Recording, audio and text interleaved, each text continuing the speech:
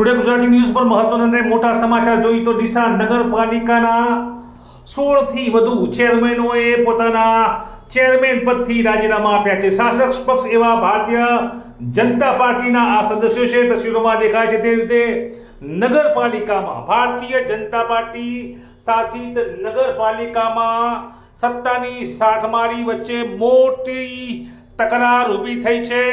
એક સાથે નગરપાલિકાના અત્યાર સુધીના ઇતિહાસમાં 16 થી વધુ સદસ્યો જે ચેરમેન છે, જે આખી ડીસા નગરપાલિકાના વિવિધ ચેરમેનો કે જેઓ સમગ્ર શહેરને સુંદર સ્વચ્છ રળિયામણું બનાવવાની નેમ સાથે પોતાનો પદભાર સંભાળી વિવિધ ચેરમેન પદ સંભાળી રહ્યા છે, તે તમામ ભાજપના કોર્પોરેટરે આજે શહેર પ્રમુખ રમેશ ડેલવાડિયા અને ખાસ કરીને અશોકભાઈ જે છે પટેલ તેઓને રાજીનામા ધર્યા છે.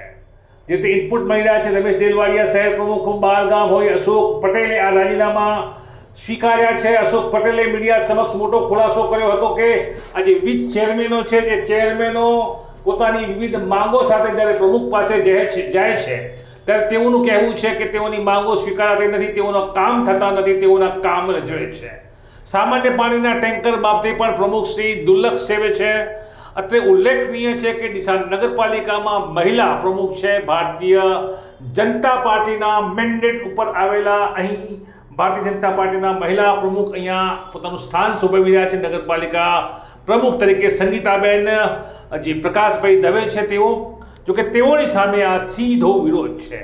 ક્યાંક ને ક્યાંક બનાસકાંઠાની ડીસા નગરપાલિકા રાજકારણમાં સૌથી વધુ ચર્ચિત બનતી હોય છે. અહીંયા અનેકો વખત શાસક પક્ષને ઉઠલાવવા માટે વિરોધ પક્ષને ઉઠલાવવા માટે શાસક પક્ષના નેતાઓએ કોર્પોરેટરોની ખરીદ ફરોશથી માંડી અને અનેક કાવા દાવા કર્યાનો એક મોટો ઇતિહાસ રહેલો છે. જોકે આજની ઘટના કંઈક અલગ, કંઈક હટકે છે. કેમ કે આજની ઘટનામાં શાસક પક્ષ જે છે ભારતીય જનતા પાર્ટી કે જે નગરપાલિકામાં ધુરા સંભાળી રહ્યા છે તેના એટલે કે પરિવારના સભ્યોમાં કંકાસ કજિયો થયો છે. અને આ કજિયો કંકાસ હવે તકરારે ઉગ્ર રૂપ ધરતા એક બે નહીં પડતું 16 જેટલા ભારતીય જનતા પાર્ટીના ચૂંટાયેલા સદસ્યો કે જેઓએ મેન્ડેટ તેઓને મળ્યો હતો, ચૂંટણી જીત્યા છે, તે બાદ રાજીનામા આપી રહ્યા છે.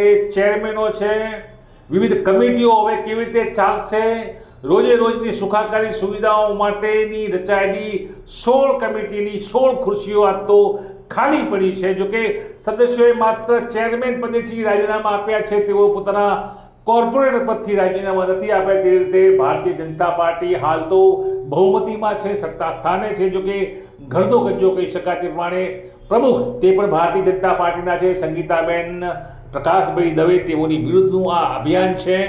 સૂત્રોનું માનીએ તો અહીં ડીસા સૌથી વધુ ચર્ચિત છે. ડીસાને બે યુવા ધારાસભ્યો ભારતીય જનતા પાર્ટીએ આપ્યા છે. પ્રથમ શશિકાંતભાઈ પંડ્યા અને તેઓ બાદ હવે પ્રવીણભાઈ માળી ડીસા નગરપાલિકાના ધારાસભ્ય છે.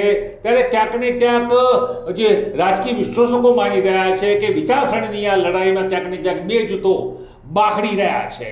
આ બે જૂથો કોણ છે, શું થઈ રહ્યું છે, કયા વાતનો વિવાદ છે, તેનું સંશોધન ભારતીય જનતા પાર્ટી પ્રદેશ હાઈકમાન્ડે કરવાનું છે. જોકે આજનું આ રાજીનામા 16 સદસ્યોના રાજીનામા ક્યાંક ને ક્યાંક ભારતીય જનતા પાર્ટીની મીડિયામાં, સોશિયલ મીડિયામાં તે રીતે થયેલો આ કકળાટ જેવી તે રીતે ભારતીય જનતા પાર્ટી શિસ્તને વળેલી પાર્ટી છે. ક્યાંક ને ક્યાંક તેની ફજેતી પણ થઈ રહી છે. જિલ્લા પ્રમુખને અમે જાણ કરી છે, કીર્તિસિંહ વાઘેલાને, મહામંત્રીને સંજયભાઈ બ્રહ્મભટ્ટને અમે જાણ કરી છે. તે મતલબનું નિવેદન ડીસા શહેર ભારતીય જનતા પાર્ટીના મહામંત્રી અશોકભાઈ પટેલે આપ્યું છે. વાસુદેવભાઈ પુરોહિત છે, શાસક પક્ષ ભારતીય જનતા પાર્ટીના નેતા છે, તેમની આગેવાની તળે આ રાજીનામા આપવામાં આવ્યા છે. ને રાજીનામા તેઓએ સ્વીકાર્યા છે. અશોકભાઈ પટેલનો દાવો છે કે ઘીના ઠામમાં ઘી ઠરશે. જોકે હાલ તો ઉખોડતા ચરુ જેવી સ્થિતિ છે.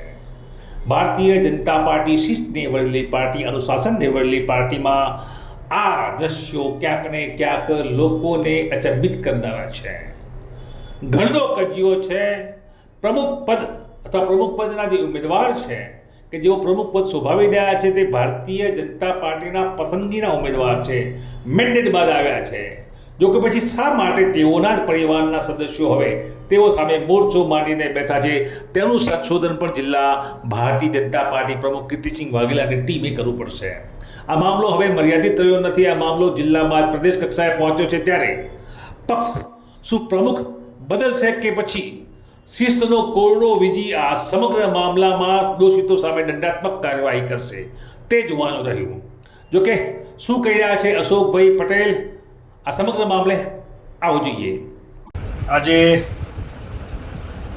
વાસુભાઈ મોઢ પોતે શાસક પક્ષના નેતા છે.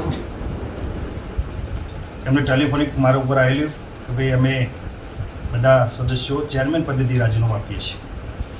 એટલે એમના કહેવા પ્રમાણે 17 જેવા ચેરમેનોના ચેરમેન પદેથી એ લોકો રાજીનામું આપે છે. એમને મને જે વિશેષ વાત કરી એ પ્રમાણે આજથી 15 દિવસ પહેલાં નગરપાલિકામાં પ્રમુખ દ્વારા એમનો કામ ના થવાના કારણે એ લોકો નારાજ હતા. એટલે અમારા જોડે રજૂઆત કરવા માટે આવ્યા હતા. એમની રજૂઆતના આધારે અમે જિલ્લા પ્રમુખ માન્ય કીર્તિસિંહ વાઘેલા, જિલ્લાના મહામંત્રી અને ઝોન મહામંત્રી સંજયભાઈ બ્રહ્મભટ્ટ, એમને પણ અમે પ્રમુખ મહામંત્રીએ આ વિશે વાત કરેલી કે ભાઈ નગરપાલિકાની અંદર થોડો વિખવાદ ચાલે છે અને લગભગ 22 થી 25 જે સદસ્યો છે એ નગરપાલિકાના પ્રમુખના વહીવટના કારણે નારાજગી છે. તો આનો યોગ્ય નિકાલ થાય એ વાતમાં તમારે આગળ વધવું જોઈએ. જિલ્લા અધ્યક્ષે પણ અમે અમારી વાત સાંભળી અમને કીધું છે કે ભાઈ એનો આપણે રસ્તો કાઢી દઈશું. અને જિલ્લા અધ્યક્ષે અમારી વાત સાંભળી અને ઉપર એમને પણ પ્રદેશની અંદર રજૂઆત કરી હતી. પ્રદેશમાંથી પણ એવી વાત હતી કે ભાઈ આનો યોગ્ય નિકાલ આવી જશે. પણ એ વાતને લગભગ મારે ખ્યાલથી 10-15 દિવસ થતાં આજે વાસુભાઈની અધ્યક્ષતામાં, શાસક પક્ષના નેતાની અધ્યક્ષતામાં અહીંયા ચેરમેનોના રાજીનામા મારી પાસે આવ્યા હતા. એટલે મેં મારા પ્રમુખને જાણ કરી. મારા પ્રમુખ કોઈ કામથી અમદાવાદ છે એટલે એમને એવું કીધું કે ભાઈ તમે રાજીનામા આપવા માટે આવ્યા હોય તો તમે સ્વીકારી લો. એટલે જે વાત હશે એ અમે આ રાજીનામાની વાત જિલ્લા પ્રમુખને જાણ કરી અને યોગ્ય નિકાલ લાવીશું. અને સદસ્યો જે નારાજ છે એમને સમજાવી અને વાત મોડ ઘીના ઠામમાં ઘી થાય એવું અમે કામ કરીશું. ડીસા નગરપાલિકાના ઇતિહાસમાં આ પ્રથમ વખત આટલા સમિતિના ચેરમેન દ્વારા રાજીનામા આપવામાં આવ્યા છે. તો ક્યાંક ને ક્યાંક પાર્ટીની કોઈ ભૂલ હોય તેવું તમને નથી દેખાતું? આમાં પાર્ટીનો કોઈ ભૂલ હોતી નથી. સદસ્યો એમના પ્રોટોકોલ મુજબ શહેર પ્રમુખ અને મહામંત્રીને રજૂઆત કરતા હોઈએ છીએ. અમે અમારા પ્રોટોકોલમાં અમે જિલ્લાને રજૂઆત કરતા હોઈએ છીએ. આ બધી વાત થઈ ગયેલી છે. હવે મૂળ નિર્ણય જિલ્લાને અને પ્રદેશને કરવાનો છે. એ લોકો લગભગ નિર્ણય 2-4 દિવસમાં જે નિર્ણય લેશે, પાર્ટીને જે નિર્ણય આપશે અમે માન્ય રાખીશું. પણ આ લોકો આવ્યા છે તો રાજીનામા આપવા માટે આવ્યો તો એક અમારી પણ ફરજ છે કે એમનો રાજીનામું અમે લીધા છે અને અમે જિલ્લા પ્રમુખને જાણ કરી દઈશું. જે ચેરમેનો રાજીનામા આપ્યા છે શું બતાવ્યું છે મુખ્ય કારણ? એમનું મુખ્ય કારણ એક જ છે કે ભાઈ મનસ્વી વહીવટ નગરપાલિકાના પ્રમુખ દ્વારા થઈ રહ્યો છે. અમે કર્મચારીને ફોન કરીએ તો પણ અમારા ફોન કર્મચારી એવું કહે છે કે ભાઈ તમારે કોઈ પાણીનું ટેન્કર જોઈતું હોય અથવા કોઈ વાત હોય તો તમારે જે તે સમિતિના ચેરમેન અથવા પ્રમુખને જાણ કરશો તો તમે કામ કરીશું, બાકી અમે કામ કરીશું ને એવા એમની વાત છે ને એમના જોડે રેકોર્ડિંગ પણ છે એવું પણ એ લોકો કહે છે. એટલે વિષય બીજો કંઈ કારણ નથી. મૂળ પ્રમુખશ્રીની અમુક મનસ્વી વહીવટના કારણે કોઈ ખતરાકના કારણે આમનો કામ થતો નથી. પણ એનો યોગ્ય નિકાલ અમે સંગઠન દ્વારા લાવી દઈશું અને 100% ખાતરી છે કે નિકાલ આવી જશે.